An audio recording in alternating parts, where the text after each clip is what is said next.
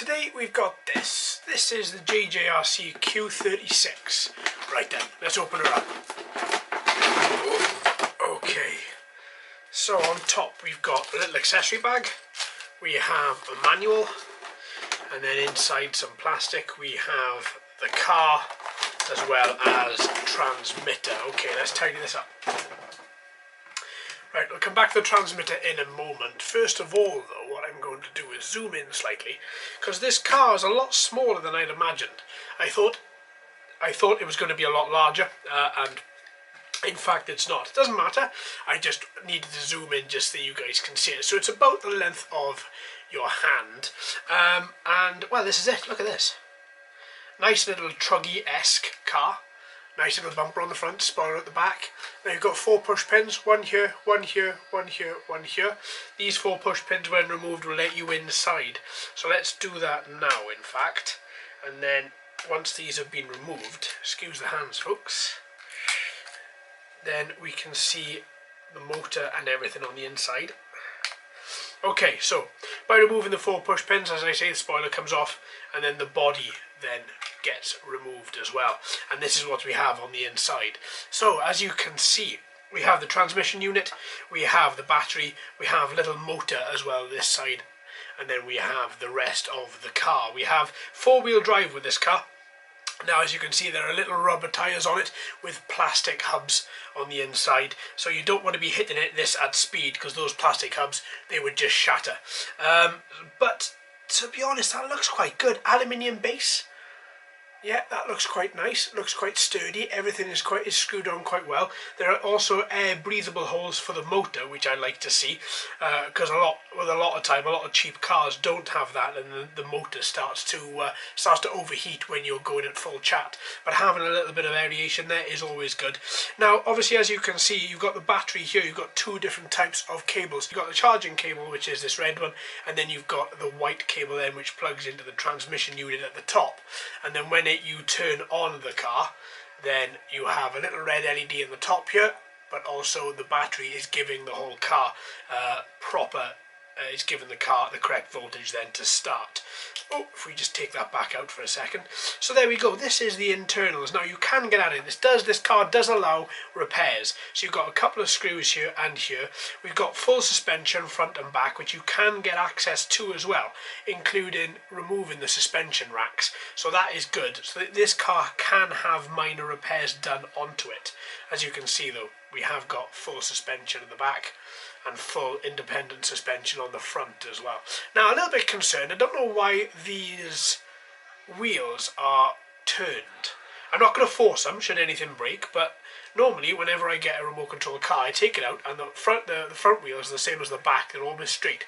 Bit concerned that these aren't, so I'll have to have a little look at this off camera and see if there's anything wrong before we take this out and before we give it a good go. Now, that's pretty much the car. So what I'm going to do, I'm going to put all this back on just to ensure I don't lose anything. And obviously, as you have seen me take this off, I'm probably going to speed this up. So there we have it. The car is now back together. We've got the 2 push pins at the top here, holding on the spoiler and the back end of the kit, as well as 2 push pins on the front, holding on the front part as well. That looks quite nice. Now, obviously, looking at the detail of it, it looks quite nice. It looks quite as if the detail is quite high. The plastic is not very thick, as you'd expect, but the level of detail on it is quite good. See, those decals are really are good. There's no blurring on the writing, and the colours just make it pop. I like that. Okay, let's zoom back out a little bit, and let's put the car to one side. Let's have a little look at this transmitter. So look at this. This is lovely, this transmitter is. So as a standard transmitter, you got your forward and back motions just held by this trigger at the bottom here. You've got this steering wheel. Look at that. This time the steering wheel just isn't plastic. You've got some foam around the outside which gives you a little bit of grip.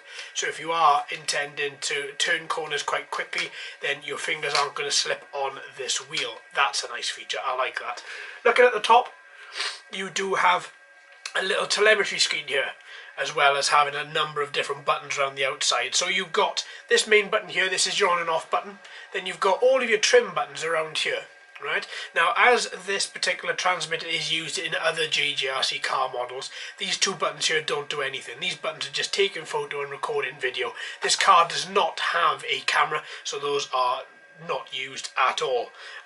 So what you are going to use is the on and off button and these trim buttons going around the outside of this circle here.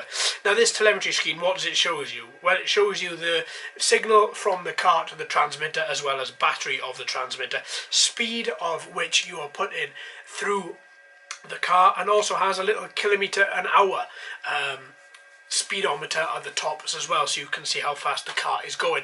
We'll have a little look at that and see if that is actually a proper speedometer when we come to test the car. As well as then we have standard throttle forward and back responses that shows you in a percentage to see how much power you are putting through. So that's quite nice. I like that. It's very big though, very big, very chunky. Now this transmitter, and the bottom here is where the batteries go, and you need 4 AA batteries. This transmitter does not allow charging of any way, shape or form, so the batteries you put in here are going to have to be fully charged or shop bought in order for them to work correctly. So that's the transmitter. I like that.